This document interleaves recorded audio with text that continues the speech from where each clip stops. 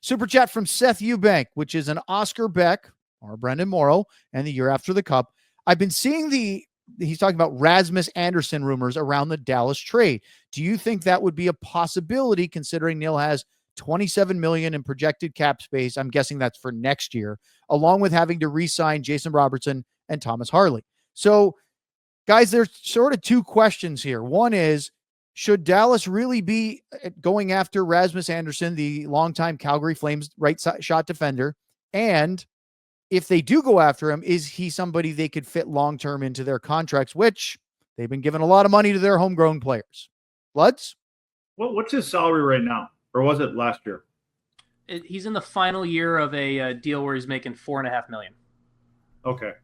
So this year it's feasible, but he's a UFA after the summer. I wonder. I wouldn't mind him.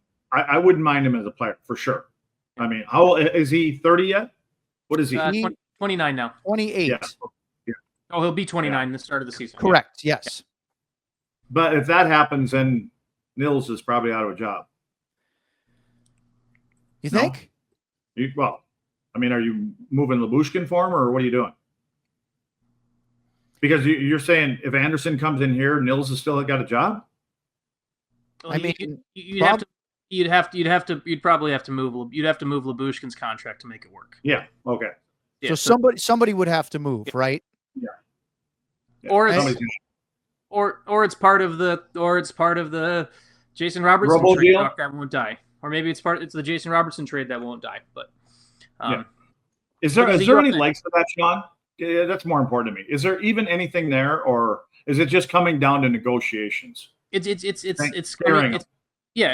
coming down to more so negotiation is what it is. Like, everyone keeps talking about this Jason Robertson deal and it not necessarily here, but everywhere else people are like, oh, I could go trade 2 first-round picks and this prospect to get him. Like, that's not happening. If Jason Robertson gets traded, it's at the draft next year, and it's for it's part of a bigger deal next year. Like, Jason Robertson isn't getting traded during the season. I guess clip it right now, Elijah. You can dunk all over me whenever it does happen. But, like, Jason Robertson is a Dallas Star this season, and if plans change mid-season and something like that, maybe. But there's not the Stars selling and doing all of that stuff the way that people keep kind of talking about it is people trying to figure out what to talk about on July 14th.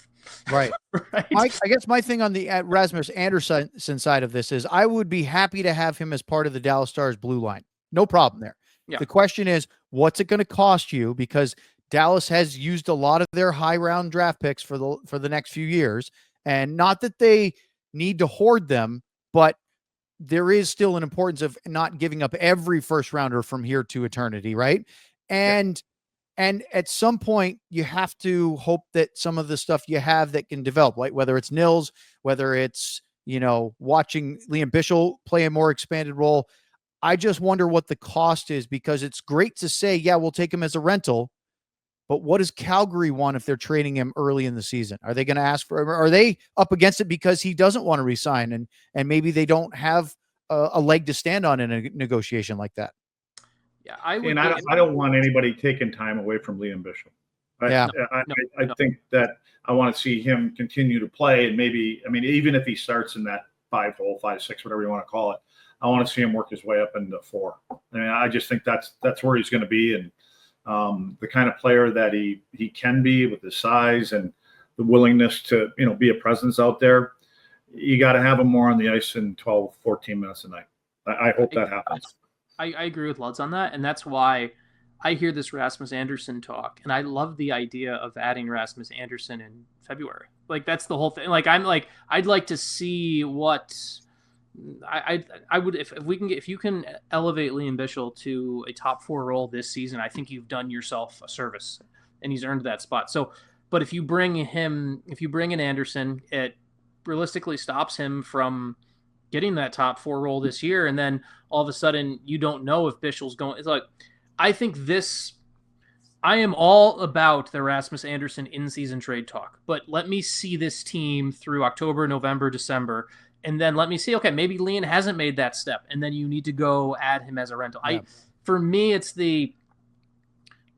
I don't think it's worth the asset and the investment right now before the season starts, because I don't know if what it's going to. In this season, people are going to say I'm being crazy about like, well, you want to be as good as possible. I think we have to accept that this team is not going to win the Central. We have to accept this team is not going to be this team is going to be a third place team in the division, maybe in that wild card spot. I think that's the reality, but we want to learn what this team is and what the steps are going to take. And I think there's greater long-term growth on the defensive end if Rasmus Andersson isn't shoehorned in here, and it's not about trying to convince Rasmus Andersson to stay, and it's about what do we have, and then okay, maybe we can add to that, and maybe that's the thing we need. That's how I look at it. The downside in that, if you get them up into that top four, Sean, is that there's a guy or two are not going to be very good because now there's four lefties up there, and I don't know, besides Miro, I'm not sure. It wouldn't be fair, obviously, to put Bichel over there. So that moves.